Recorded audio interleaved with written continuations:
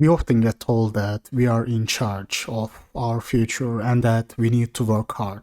There is this obsession with hard work, not only on the internet but in society in general. Especially men are told this lie. Oh, you can achieve your dreams only through hard work. Guys, I am here to tell you that hard work is extremely overrated in the scope of success in life. And only a very small part of the equation.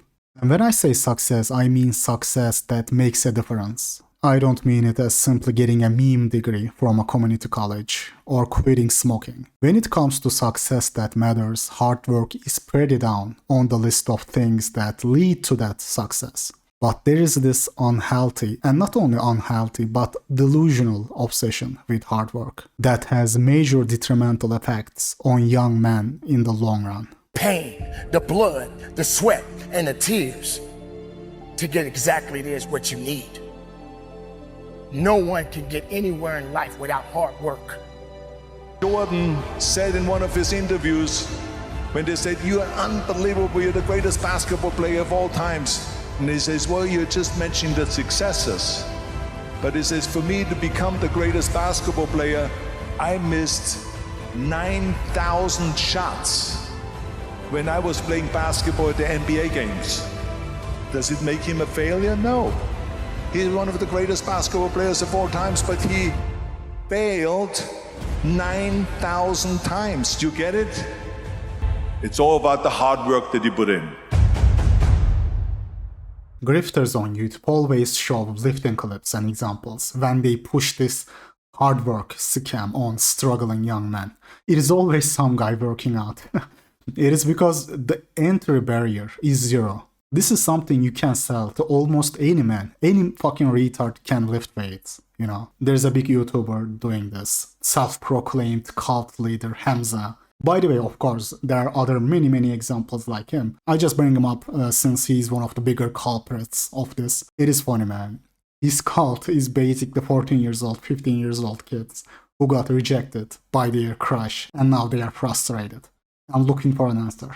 You don't want to ever come across as needy. Like, being needy is like the ugliest thing that you can do as a guy. And so many guys are needy because, well, they need love in their lives. So how do you destroy the most ugly part of you that causes you to chase after women, which is neediness? How do we destroy that? Because if you can stop being needy for girls, they will start to need you. They will start to chase you. And how do you destroy neediness? Well, there's two ways. Either one, you actually get an abundance of women actually being into you, which can take a long time. So that's something that we hopefully want to get to. But two, we can fake it. We can reprogram our mind to stop being needy and almost in a silly way make ourselves believe that we have so many women into us, which is as simple as literally just sit down and just say, "I am Adonis. Women want to get with me. Women love spending time with me. I'm so attractive. I'm so funny. I'm so flirtatious." There is no core.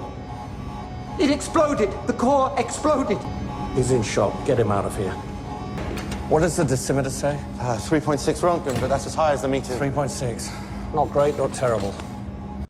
I think there's graphite on the ground in the rubble. You didn't see graphite. I did. You didn't. You didn't! Because it's not there! Let me show you how generous this guy really is. This is the course he sells to young and gullible kids. The 4 secrets to attract girls. Secret 1, how to become better with girls by going to the gym. Secret 2, how to become great at lifting weights and speed up your muscle building. Secret 3, how to outcompete another guy to attract the girl you want. Secret 4, how to build the kind of body that actually attracts girls. He got it all figured out, guys. You see that? 4 secrets to attract girls. And what are those? Lifting weights. All 4 of them. And so making a girl chase you is literally as simple as you just faking your new personality to be like that guy who the girls usually chase. The thing is, you know that guy already. He's in your school, in your workplace. I love how he wrote 4 different so-called secrets, but they're all the same gym advice. Every single one of them.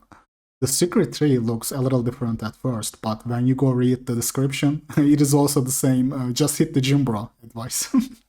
This is comedy, man. This is straight up comedy. Guys, I gotta say something. I fucking love Manosphere.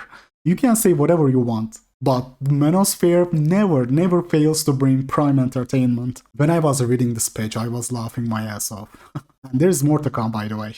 But before I show you guys how generous Hamza really is, I wanna talk about this so-called secret. Because a lot of guys who follow him are also obsessed with lifting weights. The idea of becoming better with girls by going to the gym is a complete and utter lie. Does being fit, having a good shape, help increase your looks levels? A little bit, yes. But even then, like, it is more about facial gains that come with lifting. You don't need to be big muscled, but just be lean. Just have low body fat and a little defined body. That's all you need. If you play some sport or go for a run a couple times a week to stay lean, that's enough. Like, if you talk about having big muscles, it has incredibly low return on investment. I would say even your frame, your body frame, is more important than having big muscles.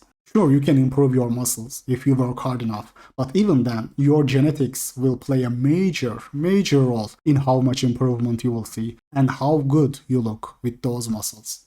Even if you do train hard, how good your body will look will also come down to your genetics.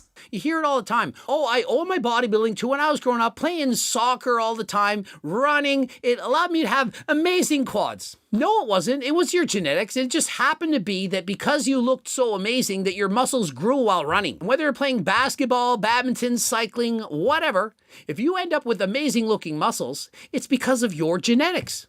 Of course, the training that you did helped, but ultimately, it's down to your genetics. And the reason why this whole concept has such a low return on investment is this. In business, this is simply called entering a red ocean. Red ocean is a metaphor for a market that is already saturated, where you have to brutally compete against many other competitors for a limited existing demand. Since there are so many competitors in an already saturated demand, the competition, the battle, or the limited demand is so brutal, so hard, blood turns the ocean red.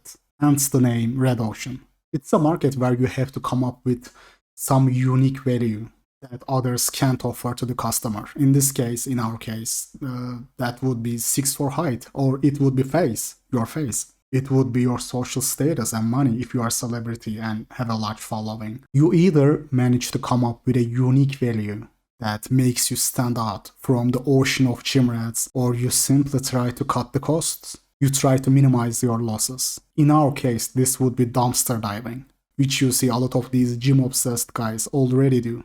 If the entry barriers are low, the effectiveness will be poor. Guys, write this down.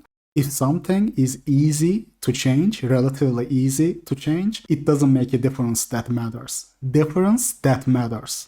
Because you are entering a red ocean, too many competitors, market is already saturated, very few exclusivity. And that exclusivity comes down to face, height, or frame. Even frame, let alone height. Even frame is going to play a bigger, more crucial role than muscles and cuts. Because body frame is going to signal genetic quality. Don't ever get up. And the comedy goes even further when you look at what he sells. The dude is like, I'ma tell you how to pick a gym. Let me calculate, that is $2,754. Let me deduct taxes. I love how he puts a specific number to make it look legitimate. Not 50, but 45. Not 200, but 197. For example, there is this invite to get trained by Hamza, but when you go to the item detail, it is just him revealing which gym he works out at. There is no getting trained by him. Some of these are straight up comedy, man. Don't spill your gains, fapping guide, 200. Convince your parents protein is healthy, package, 100. Shortlist picture guide, 500. And this is my favorite, by the way, get some ass masterclass. 3,000, damn man. And the total value of this? $19,000. And let's see how much he is charging. Yes, only 500.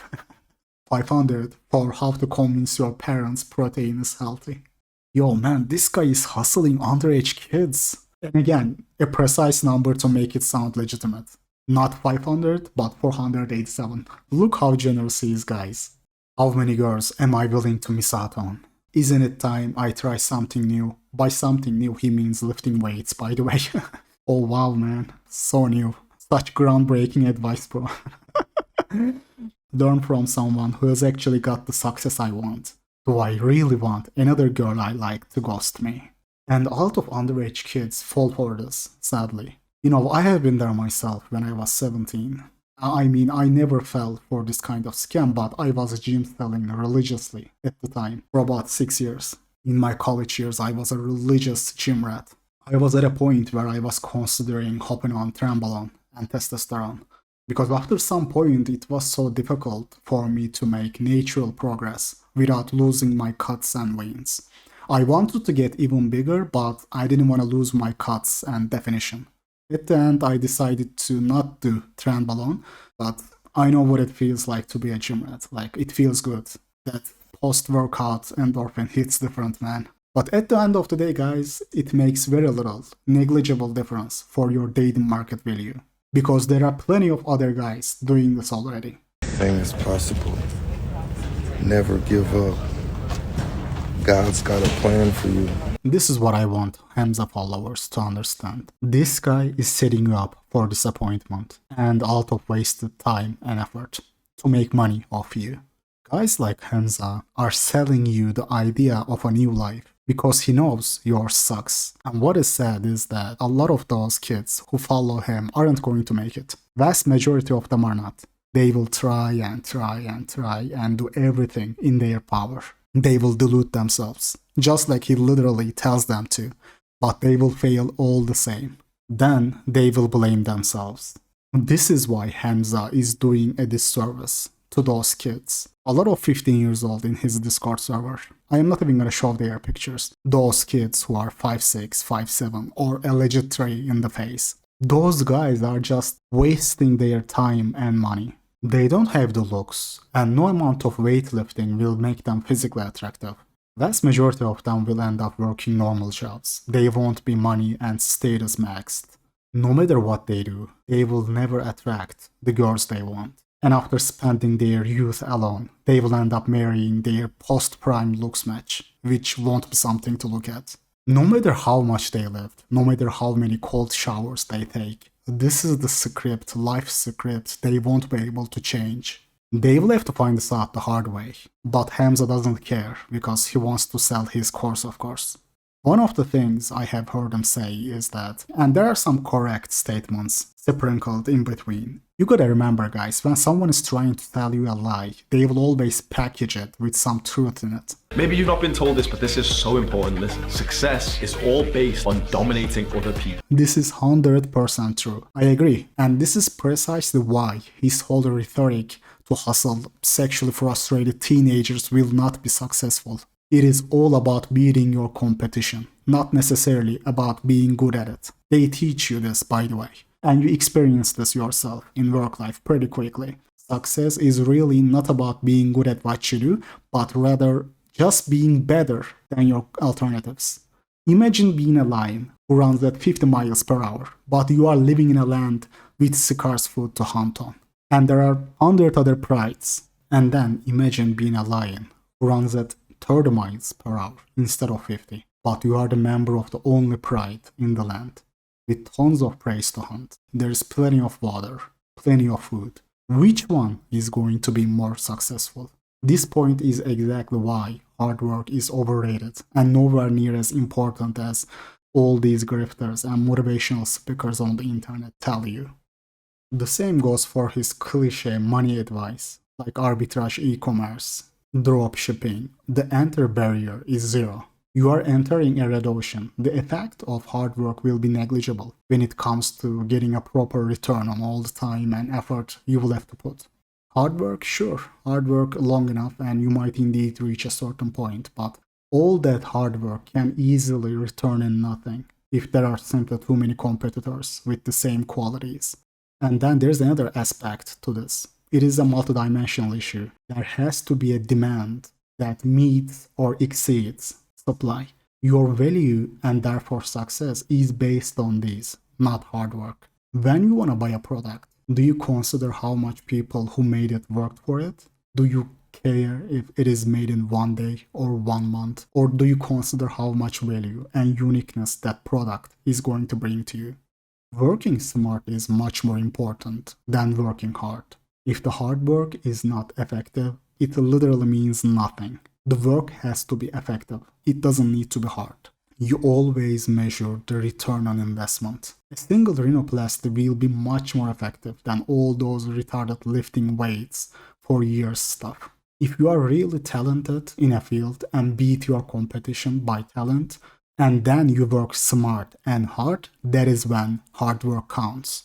Talent without hard work will always be more important and more effective than hard work without talent, simply because of scarcity. Most important factor governing your success in life are your looks, first and foremost. Looks are a better indicator of social economic status than the education level of parents. Let that sink in.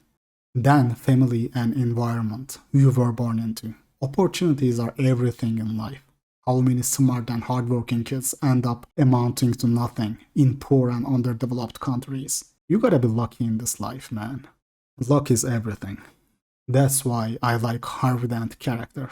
He has that famous line, "This life is cruel. In a cruel world like this, the only morality is luck." It really is. The only morality of this world we live in is luck. Pure, sheer, blind luck. Does it bother you that so many people are happy to see you fail? Absolutely not. Because at the end of the day, all the people that was rooting on me to fail, at the end of the day, they got to wake up tomorrow and have the same life that they had before they woke up today. They got the same personal problems that they had today.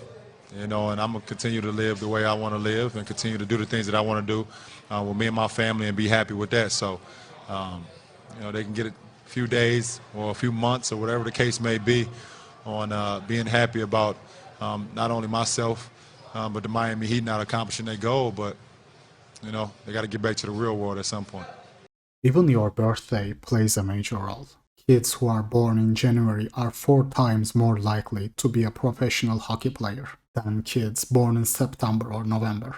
They are taller and more developed compared to the other kids in the same class. 10 months makes a major difference when you are 8 years old. They get more attention, more positive feedback, coaches spend more time with them. This small difference snowballs to much bigger effects later in life. This positive feedback loop really extends to other aspects of life as well. It often ends up shaping who you become as a person. When you grow up with positive reinforcement, you naturally have high self-confidence and you develop a habit of hard work because you grow up reaping the benefits of your work early on. It becomes a habit. For example, as a result of getting good grades or becoming successful in sports at your youth, you will be more likely to be motivated and continue that work ethic in later stages of life. It is like dominoes, one move triggers the next. How are you going to be motivated when you don't reap the benefits of your work? There is this experiment where researchers throw rats into a bottle of water and then save them at the last second before they drown. The rats who got rescued last 60 times longer than the rats who hadn't been rescued before. If you are someone who was born with good looks, grow up with positive feedback, of course you are gonna believe in working hard because you know this from experience that hard work leads to success. And then those people think, oh, I have worked hard, man, that is why. You will never see them acknowledge how lucky they have been along the way. Of course, it is going to be easy to motivate yourself to work hard and not fall into a crippling depression in your crucial formative years when you face positive reinforcement everywhere you go. And then after the family and environment you grow up in, your IQ comes to play, which is also luck. Only after these crucial factors, hard work comes into play. Hard and effective work. By the way, there have been studies suggesting that even hard work could be partially linked to genetics. There is literally a gene linked to it.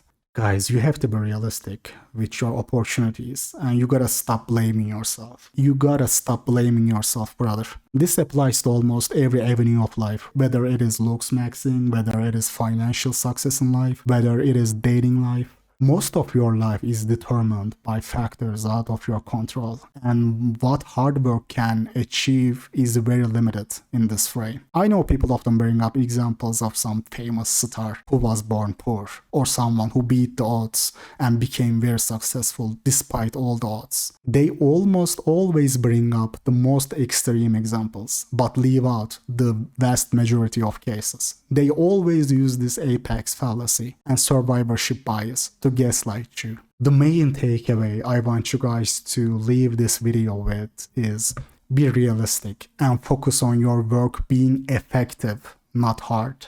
And I will see you guys in the next one.